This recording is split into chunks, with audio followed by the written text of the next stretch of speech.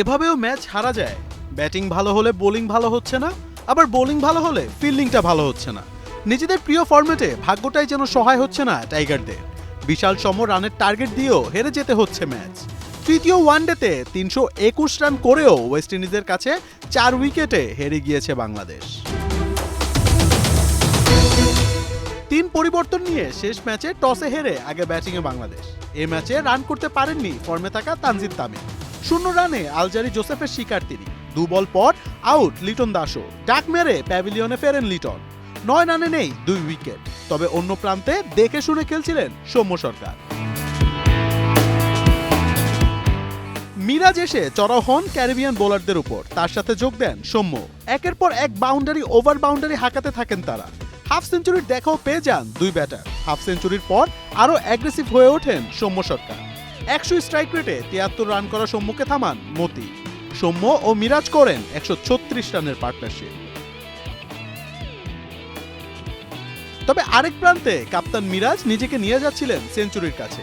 ধুমধারাক্কা batting করতে থাকা মিরাজ হঠাৎই খেলেন হোঁচট। রাদারফোর্ডের দারুণ এক থ্রোতে ৭৭ রানে রান আউটের শিকার টাইগার কাপ্তান।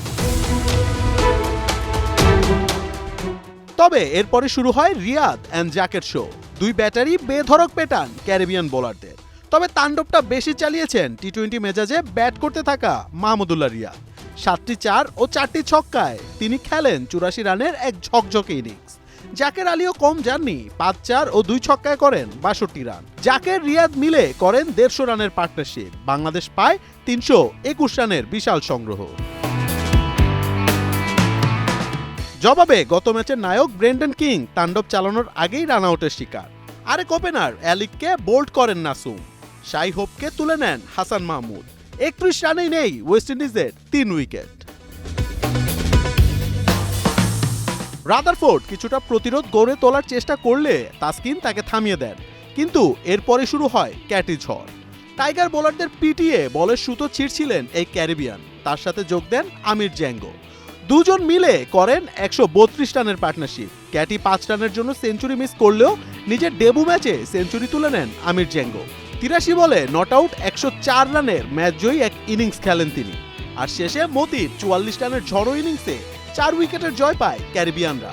বাংলাদেশকে হোয়াইট ওয়াশ করে ৩-০তে সিরিজ জেতে ওয়েস্ট ইন্ডিজ। মোহাম্মদ আদনান, ৭১।